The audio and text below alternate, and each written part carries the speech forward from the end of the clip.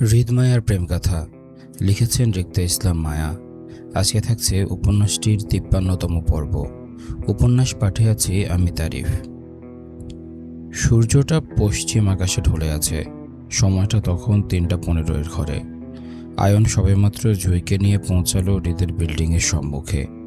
গাড়ি থামতেই ion seat belt খুলতে খুলতে নত মস্তিষ্কের জুঁইয়ের দিকে তাকালো। অনবরত কান্নায় ফর্সা মুখটা লাল লাল হয়ে আছে। চোখের পাতা ফুলে গালে পানির দাগ রেখা দৃশ্যমান। আয়ন জুঁইকে দেখে স্বাভাবিকের ন্যায় গাড়ি থেকে নেমে অপর পাশের দরজা খুলে দাঁড়ালো জুঁইয়ের নামার অপেক্ষায়। আয়ন নিস্তব্ধ নিশ্চুপ দাঁড়িয়ে আছে। জুঁই মাথা ঝুঁকে পুপিয়ে কাঁদছে, বারবার হাতের টিস্যুতে অশ্রুকণা মুছতে মুছতে।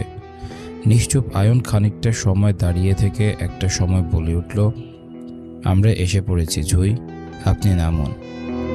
আয়নের কথায় জুঁই মাথা তুলে তাকালো না তীব্র অপরাধ বোধে। নত মস্তিষ্কে কেমন ফুফাতে লাগলো আয়নের গলা শুনে। জুঁইয়ের কান্নার গতি বাড়তে দেখে আয়ন দীর্ঘ শ্বাস ফেলে বলল, প্লিজ কাঁদবেন না জুঁই, এখন কেঁদে কি হবে? সব কিছু আপনার ইচ্ছায় হয়েছে। এখন আসুন, আপনাকে হৃদের প্লেটে দিয়ে আমি ঢাকায় ফিরব। আয়নের কথায় জুঁই চমকে ওঠার মতন মাথা তুলে তাকালো আয়নের দিকে। মুহূর্তে চোখাচোখি হলো দুজনের। জুঁইয়ের ভেজা চোখে অশ্রু দেখে আয়নের কেমন মায়া হলো জুঁইয়ের প্রতি।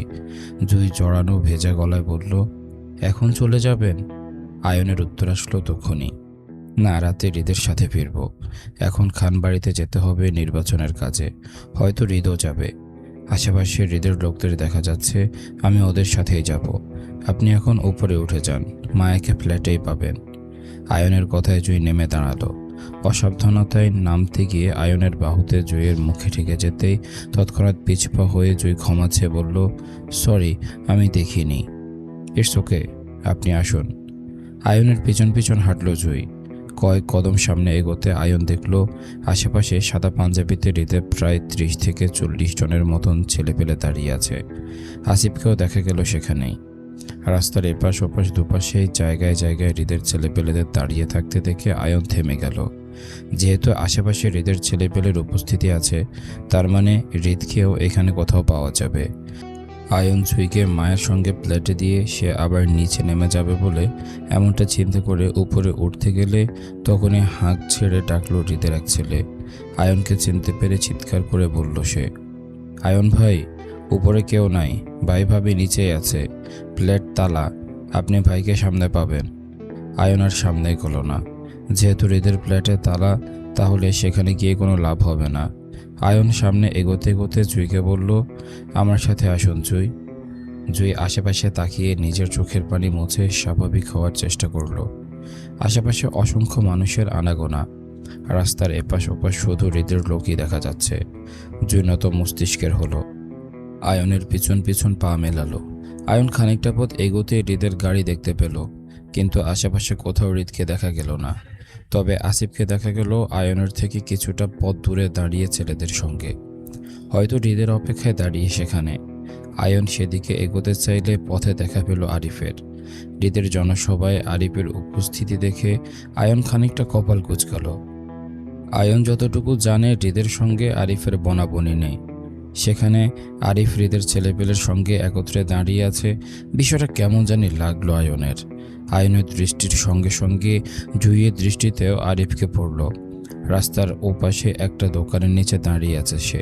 বাকিরা খাবার কিনতে ব্যস্ত।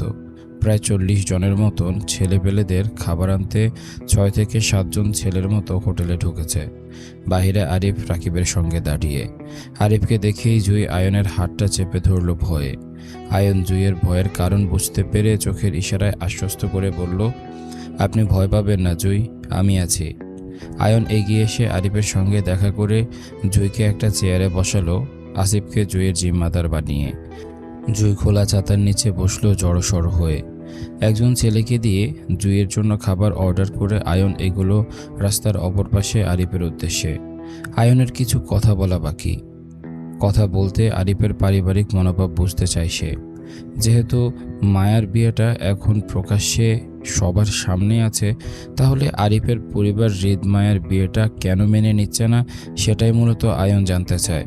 আয়নকে আসতে দেখে আরিফ নিজ থেকে এগিয়ে আসলো আয়নের দিকে হাত বাড়িয়ে। হাসি মুখে কুশলাদি বিনিময়ে বলল, আসসালামু আলাইকুম ভাই। আয়ন হাত মিলিয়ে একই উৎফুল্লতায় হাসি মুখে উত্তর দিতে দিতে বলল, ওয়ালাইকুম আসসালাম। কেমন আছো আরিফ? এই তো ভাই, আলহামদুলিল্লাহ, আছি আপনাদের দোয়ায়। আপনি কেমন আছেন? আলহামদুলিল্লাহ, আল্লাহ রাখছে। তা তোমরা এখানে কি করো? কথা বলতে বলতে আয়ন রাকিবের সঙ্গেও হাত মিলালো।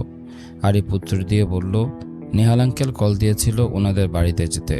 আসিফ ভাই ফোন করে বলল এখানে আসতে, তাই আসলাম। যাক, ভালো করেছো তাহলে, তোমাকে দেখে খুশি হলাম। আমরা সবাই চাই তুমি আমাদের সঙ্গেই মিলেমিশে থাকো। আমরা এখন থেকে একে অপরের আত্মীয় মানুষ, তাই না? আয়নের কথায় আরিফ অল্প হাসল। তার মূলত কারো সাহায্য নিয়ে সামনে এগোনো পছন্দ না। সে কারো দাপটে নয়, বরং নিজের যোগ্যতার সামনে এগোতে চায়। আরিফ সৌজন্যমূলত হাসি দিয়ে বলল, দেখা যাক ভাই, আল্লাহ কপালে কী রাখছে। আয়ন বলল, শুনলাম তুমি নাকি নতুন ব্যবসা শুরু করেছো? জি ভাই, ভেরি গুড। তা তোমার ব্যবসার কি খবর, কেমন চলছে? জি আলহামদুলিল্লাহ, আপনাদের দোয়ায় ভালোই যাচ্ছে ভাই। এই সপ্তাহ পর ইন্ডিয়া যাব নতুন কিছু কালেকশন ইনপুট করতে। ব্যবসাটা একটু বড় করতে চাইছিলাম। ইনশাল্লাহ, দোয়া রইল। আর কোনো হেল্প লাগলে অবশ্যই একজন বড় ভাই হিসেবে বলতে পারো আমাকে। আমি সবসময় তোমার পাশে থাকবো। আয়নের মনোভাব বুঝতে পেরে আরিফ হেসে বলল, কী ব্যাপার ভাই, আপনিও কি আত্মীয়তা সম্পর্ক রক্ষা করার মুডে আছেন নাকি? আরিফের কথায় আয়ন পাল্টা প্রশ্ন করে বলল, তোমার কি মতামত? আত্মীয়তার সম্পর্ক রক্ষা করব না বলছো? আয়নের পাল্টা প্রশ্নে আরিফ চুপ করে যায়। আয়ন আরিফকে চুপ করে যেতে দেখে ফের প্রশ্ন করে বলল, তোমার কি এখনও হৃদমায়ের সম্পর্কটা নিয়ে কোনো দ্বিধায় আছো আরিফ? আরিফ সহজ গলায় বলল, না ভাই। আয়ন তীক্ষ্ণতায় বলল, তাহলে তোমার পরিবারের কেউ? বাসায় এখনও জানানো হয়নি মায়ের বিয়ে সম্পর্কে। ভাবছি আজকে রাতের ট্রেনে বাসায় ফিরে কাল এ বিষয়ে পরিবারের সঙ্গে বসবো, তারপর সঠিক কোনো কিছু বলতে পারবো। আরিফের কথায় আয়ন কৌতূহলী গলায় বলল, কেন, তোমার পরিবার কি কোনোভাবে হৃদকে জামাতা হিসাবে মানতে আপত্তি আছে নাকি? আরিফ নিজের পারিবারিক দিকটা প্রকাশ করে বলল, তেমন কিছু না ভাই, আসলে আমরা মায়ের বিয়ে চেয়ারম্যান পরিবারের সাথে ঠিক করে রেখেছিলাম। আমার আব্বু চাচ্চুরা অনেক স্ট্রিক্ট আর জবানদারির মানুষ। ওনারা মায়ের বিয়ের ওয়াদা করেছিল চেয়ারম্যান পরিবারের সঙ্গে, সেজন্য এটা নিয়ে একটু টেনশনে আছি আর কি, বাকি কিছু জানি না। আয়ন ফের প্রশ্ন করে বলল, তোমার পরিবার যদি মায়ের বিয়েটা নিয়ে আপত্তি জানায়? আয়নের কথায় আরিফ দৃঢ়তায় উত্তর দিয়ে বলল, তাহলে মায়ের জায়গায় জুঁইয়ের বিয়ের প্রস্তাব রাখবো পরিবারের। মায়া অলরেডি ম্যারিড, সেখানে ওকে দ্বিতীয়বার বিয়ে দেওয়া সম্ভব না। চেয়ারম্যান পরিবার ভালো, ছেলেও শিক্ষিত, জুঁইকে ভালো রাখবে, আব্বু চাচারও ওয়াদা রক্ষা হবে। আরিফের কথাটা যেন আয়নের কলিজায় লাগলো। শক্ট খাওয়ার মতন কিছুক্ষণ নিস্তব্ধ নিশ্চুপ দাঁড়িয়ে রইল। আয়ন প্রথম ভেবেছিল এমন কিছু একটা হবে, মায়েকে বিয়ে দিতে না পারলে পারিবারিক প্রেশারে জুঁইকে মায়ের জায়গায় বসাতে চাইবে। হচ্ছেও তাই। এজন্য আয়ন বিয়েটা নিয়ে জুঁইকে তাড়াহুড়া করেছিল। শূন্য মস্তিষ্কের আয়ন এই মুহূর্তে আরিফকে কিছু বলার মতন ভাষা খুঁজে পেল না। খানিকটা সময় নিয়ে আয়ন নিজেকে স্বাভাবিক দেখাতে চাইল আরিফের সামনে। জুঁইয়ের প্রসঙ্গটা এড়িয়ে পুনরায় হৃদমায়ের সম্পর্কের কথা জানতে চেয়ে বলল, হৃদমায়াকে নিজের সঙ্গে নিয়ে যেতে চাইছে, সেটা তোমার পরিবার মেনে নেবে? আরিফ বুক ভারী দীর্ঘ নিঃশ্বাস গোপন করে নরম গলায় বলল, এখানে আমি বা আমার পরিবারের কেউ ম্যাটার করে না ভাই। আমরা যদি কেউ গুরুত্বপূর্ণ হতাম তাহলে এখানে আমাদের মত অমতের প্রসঙ্গ আসতো। বলতে পারতাম আমাদের বোন আমাদের বাসায় যাবে আগে, তারপর বোনকে সসম্মানে ওর শ্বশুর বাড়িতে পাঠাবো। এখানে আমরা অমূল্যহীন, আর অমূল্যহীন মানুষের মতামত হয় না। সেজন্য আমি শুধু বড় ভাইয়ের দায়িত্ব পালন করছি, নয়তো আমার বোন শব্দটা তো সেই কবেই পর হয়ে গেছে। আরিফের কথার মানে আয়ন বুঝল। মান অভিমানে আরিফ মায়ের উপর কষ্ট পেয়েই চুপ করে থাকছে। ভাই বোনের বনাবনি করা দরকার, হৃদের সঙ্গে এই বিষয়ে কথা বলাও দরকার। নতুন সম্পর্ক গড়তে গিয়ে পুরাতন সম্পর্ক ছিন্ন করা যাবে না। সকল সম্পর্ক নিয়ে একত্রে আমাদের চলতে হবে। তবে তার আগে আরিফের মায়ের প্রতি অভিমানের দেয়াল ভাঙতে হবে। আয়ন আঙ্গুল তুলে রাস্তার অপর পাশে অদূরে দাঁড়িয়ে থাকা হৃদমায়াকে দেখিয়ে বলল, তোমার মায়ের প্রতি কষ্ট অভিমান থাকতে পারে আরিফ, কিন্তু তোমার কি মনে হয় মায়ের নিজের জন্য ভুল কাউকে চুজ করেছে? আরিফ চোখ তুলে তাকালো আয়নের আঙ্গুল তাক করার পথে। অদূরে দেখা গেল রাস্তার একপাশে হৃদ মায়া দুজনে পাশাপাশি দাঁড়িয়ে। হৃদের এক হাত কানে চেপে ফোনে কথা বলছে, তো অপর হাতে মায়ের কলেজ ব্যাগ চেপে ধরা। মায়া হৃদের পাশাপাশি দাঁড়িয়ে হৃদের প্যান্টের পকেটে হাত ঢুকিয়ে টাকা বের করছে ঝালমুড়ি খাওয়ার জন্য। আয়নের কথায় আরিফকে চুপ করে যেতে দেখে আয়ন ফের বলল, আমি জানি তুমি হয়তো হৃদের প্রতি নারাজ, কিন্তু আমি বলবো তুমি তোমার পার্সোনাল বিষয়গুলো আলাদা রেখে শুধু হৃদ মায়াকে দেখো। মায়ের জন্য হৃদ থেকে পারফেক্ট কেউ হতে পারবে না আরিফ। তোমরা চেষ্টা করেও হৃদের মতন কাউকে মায়ের জন্য এনে দিতে পারবে না। হৃদের রাগ বেশি হতে পারে, কিন্তু সে তোমার বোনকে নিয়ে খুবই সেন্সিটিভ। জীবনে এমন অনেক ছেলে পাবে তুমি যে প্রেম করে ধোঁকা দেয়, আবার কিছু ভালোবাসা সত্যিকারের হয়েও দেখবে শেষ পর্যন্ত ভালোবাসায় পূর্ণতা দিতে পারে না। কোনো না কোনো কারণে হেরে যায় তারা, হয় পারিবারিক, নয়তো সমাজের ভয়ে, আর নয়তো মন বদলে ভালোবাসাগুলো হারিয়ে যায় কোথাও। তুমি এমন ভালোবাসা খুব কমই দেখতে পাবে যে তোমাকে পাওয়ার জন্য তোমার সাথেও লড়াই করে নেবে। সমাজ, পরিবার বা অন্য কোনো কিছু তাদের কাছে ম্যাটার করে না, একমাত্র ভালোবাসার মানুষটা ছাড়া। মোট কথা, কোনো কিছুর বিনিময়ে তোমার হারাতে ইচ্ছুক নয়। আর সেটাই হচ্ছে হৃদ খান, যে মায়াকে পাওয়ার জন্য নিজের পরিবার, তোমার পরিবার, এমনকি মায়াকেও সুযোগ দিচ্ছে না হৃদ ছেড়ে যাওয়ার। এবার তুমি বলো, তুমি পারবে হৃদের মতন একটা ছেলে নিজের বোনকে এনে দিতে? পারবে? আরিফ আবারও চুপ। আয়নের কথা ওর মস্তিষ্কে ধারণ করছে বুঝতে পেরে আয়ন ফের বলল, হৃদ খানের ভালোবাসা শুধু ভয়ঙ্কর নয়, ভয়াবহ বটে। এই যে এখনই দেখো, আমি, তুমি, হৃদের বাবা, আমরা সবাই হৃদের অপেক্ষায় দাঁড়িয়ে, অথচ হৃদ খান নিজের বউয়ের ছোট ছোট আবদার পূরণ করতে ব্যস্ত। এরপরও কি তুমি ভাববে এদের দুজনকে আলাদা করার কথা? আয়নের পরপর কথায় আরিফ উত্তর করতে পারল না, শুধু চুপ করে রইল। তার কাছে বলার মতন আপাতত কোনো ভাষা নেই। তবে মায়াজি নিজের জন্য ভুল কাউকে বাছাই করেনি, তাতে আরিফও সন্তুষ্ট। হৃদ কান থেকে ফোন নামিয়ে হাতে রাখলো। পকেটে ফোন রাখার অভ্যেস তার নেই। মায়া পাশে দাঁড়িয়ে ঝালমুড়ি চিবুচ্ছে। হৃদ কপাল কুঁচকে মায়ের হাতের দিকে তাকালো। ঝালমুড়িতে মুড়ি কম, মরিচ বেশি দেখা যাচ্ছে। মায়ের এত ঝাল খাওয়ার ব্যাপারটা মোটেও হৃদের পছন্দ নয়। মায়ের গায়ে এখনও সকালের কলেজ ড্রেস পরা। মায়াকে হৃদ কলেজ থেকে নিয়ে এসেছিল দুপুরে। তারপর দুপুরে লাঞ্চ দুজন একত্রে করেছে। এরপর থেকে মায়াকে সঙ্গে সঙ্গে রাখছে হৃদ। এখানের খালি ফ্ল্যাটে মায়াকে একা রাখা যাবে না বলে হৃদ মায়াকে খান বাড়িতে নিয়ে যাবার সিদ্ধান্ত নিল। কিন্তু আশেপাশে এত ছেলে পেলে বলে হৃদ মায়াকে নিয়ে সেও আলাদা আলাদা থাকছে। মায়ের গায়ে বোরখা না থাকার বিষয়টা মাত্রই লক্ষ্য করল হৃদ। কপাল কুঁচকে বলল, তোমার বোরখা কই? মুড়ি চিবোতে চিবোতে মায়া ঝটপট উত্তরে বলল, আমার বোরখা নেই। কেন? কেউ বলেনি কখনো বোরখা পরতে, সেজন্য দরকার পড়েনি, কিনেও দেয়নি কেউ। মায়ের কথায় হৃদের মেজাজ খারাপ হলো। সে চোয়াল শক্ত করে বলল, স্টুপিড। কারো বলাতে তোমার বোরখা পরতে হবে? নিজে বুদ্ধি খাটিয়ে পড়তে পারো না? মায়া মুড়ি চিবোতে চিবোতে হৃদের দিকে তাকিয়ে বলল, না, আমার বুদ্ধি নেই, আমি ছোট মানুষ, সেজন্য বুদ্ধি খাটাতে পারি না। মায়ের কথায় হৃদ রাগে কটমট করে বলল, তুমি ছোট? হ্যাঁ, তাহলে আমি কে? আপনি মানুষ। Shut up. ওকে। হৃদ দাঁতে দাঁত পিষে বলল, তুমি ছোট হলে আমি কি করে তোমার সাথে? স্বামী তো আরও 2.5 বছর আগেই জুটাইছো, তাহলে বুদ্ধি করে বোরকা পরতে পারো না? হৃদকে রেগে যেতে দেখে মায়া খাওয়া থামিয়ে গাল ফুলিয়ে বলল, রাগ করছেন কেন? কেউ আমাকে কখনো বোরখার কথা বলেনি, সেজন্য পড়া হয়নি। আপনি বললে অবশ্যই পরবো। আমি তো আপনার সব কথা শুনি, তাই না? মায়ের গাল ফুলানো কথায় মুহূর্তে হৃদের সব রাগ নেমে গেল। মন মস্তিষ্ক শীতল হলো মায়ের কথায়। হঠাৎ করে অজানা কারণে মায়ের প্রতি খুব মায়া হলো হৃদের। মনে হচ্ছে দুজনের শেষ দেখা এটা, যদি হৃদ এসবে বিশ্বাসী নয়। তারপরেও হৃদ হাত বাড়িয়ে মায়ের মাথায় হাত রাখলো পরম যত্নে। পরপর মায়ের মাথায় হাত বুলিয়ে বলল, আমার হয়ে থাকবে তো সারা জীবন? মায়া মিহি গলায় উত্তর করল তক্ষুনি, বলল, আমি তো আপনারই। আমি না থাকলে আমার হয়ে থাকবে তো? হৃদের কথাটা মায়ের পছন্দ হয়নি। হৃদ ছাড়া মায়ের অস্তিত্ব শূন্য। তাই মায়া কেমন জেদি সুরে উত্তরে বলল, আপনি না থাকলে আমিও নেই। আপনি আছেন বলেই আমি আছি। আপনি আমাকে ছাড়া কোথাও যাবেন না, আমি থাকতে পারবো না। মায়ের কথায় হৃদের মন শান্ত হলো। হৃদ মায়াকে আশ্বস্ত করে বলল, কোথাও যাচ্ছি না বউ, এই তো আছি আমি। হৃদ মায়ার মাথা থেকে হাত নামাতে নামাতে পুনরায় হাতের ফোনটা বেজে উঠতেই হৃদ ফোনের দিকে এক পলক তাকিয়ে ফের মায়ের দিকে তাকালো। মায়ের দিকে তাকিয়ে বলল, আর কিছু খাবে তুমি? মাথা নাড়িয়ে সম্মতি দিতেই হৃদ বলল, আচ্ছা তাহলে তুমি এখানে দাঁড়িয়ে খাও, আমি কলটা অ্যাটেন্ড করে আসছি, কেমন? মায়া মাথা নাড়িয়ে সম্মতি দিয়ে বলল, আচ্ছা। হৃদ হাতের ফোনটা নিয়ে খানিকটা দূরে দাঁড়ালো মায়ের থেকে।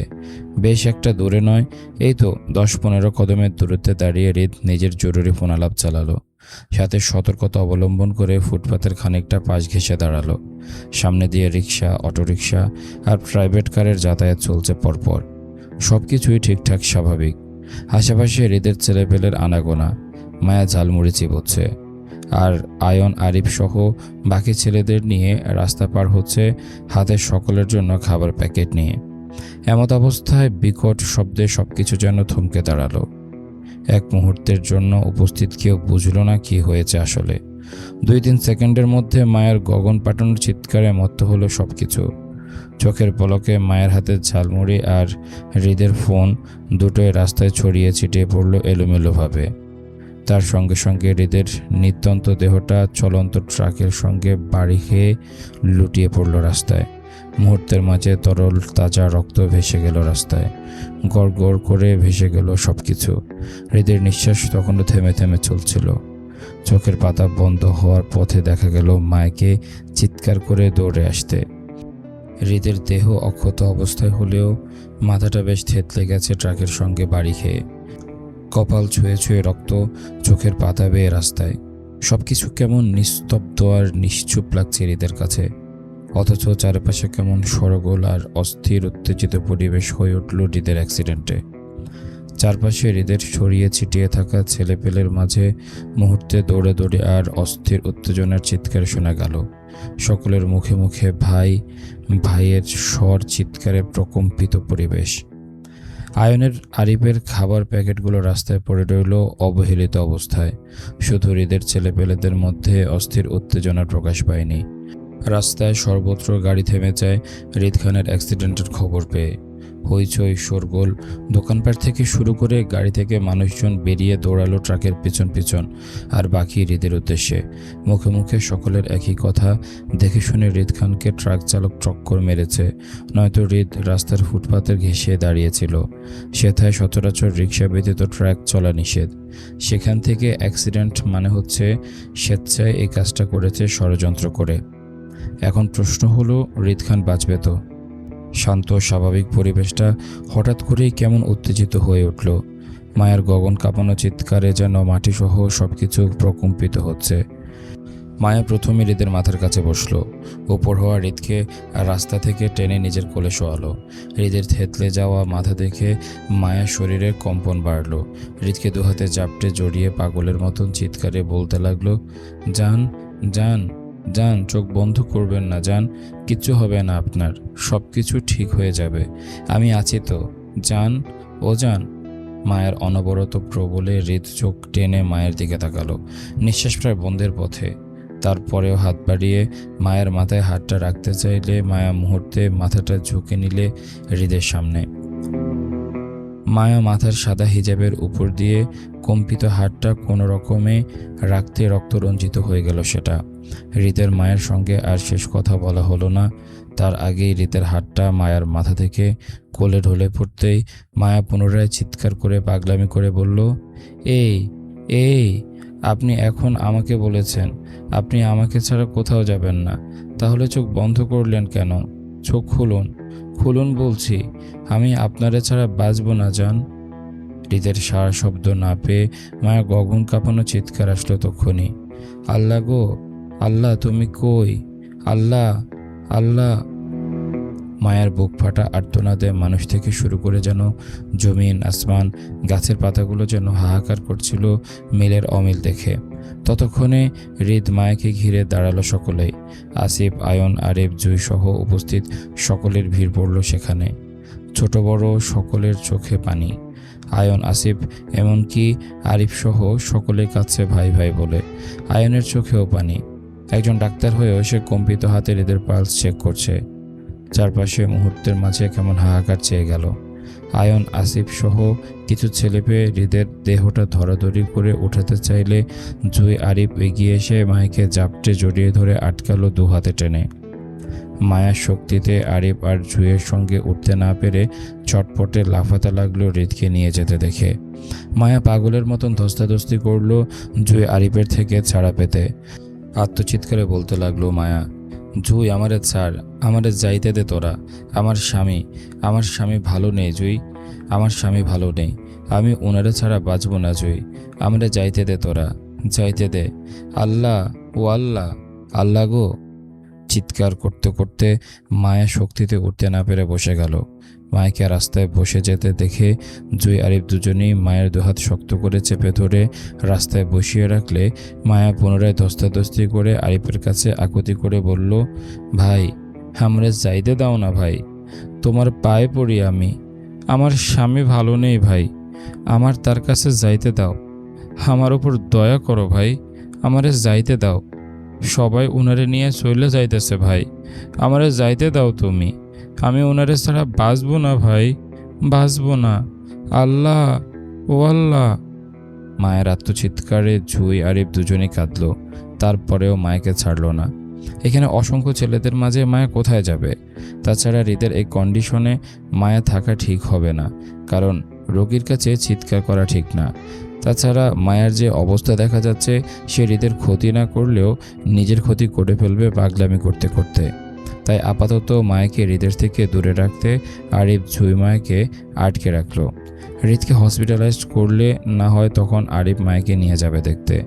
হৃদের দেহটাকে সকলে দৌড়াদৌড়ি করে গাড়িতে উঠাতে দেখে মায়া ফের গর্জে চিৎকার করে আল্লাহকে ডাকলো সাহায্য চেয়ে। আল্লাহ, ও আল্লাহ, তুমি কই আল্লাহ, তুমি কই, তুমি সহায় হও আল্লাহ, আল্লাহ, ও আল্লাহ। বলতে বলতে মায়া জ্ঞান হারিয়ে ঢলে পড়ল আরিফের কোলে। মায়ের সাদা ড্রেস হৃদের তাজা রক্তে লাল লাল হয়ে আছে মাথা থেকে পা পর্যন্ত। হৃদের গাড়ি নিয়ে যেতেই রাস্তার মানুষজন মায়াকে ঘিরে ভিড় জমালো গঞ্জন করতে করতে। এই ছিল আজকের পর্ব। কেমন লেগেছে তোমাদের কমেন্ট করে জানাও। দেখা হচ্ছে পরের পর্বে। ততক্ষণ পর্যন্ত সবাই ভালো থাকো, সুস্থ থাকো। আজকের মতো আমি তারিফ এখানে বিদায় নিচ্ছি। আল্লাহ হাফেজ।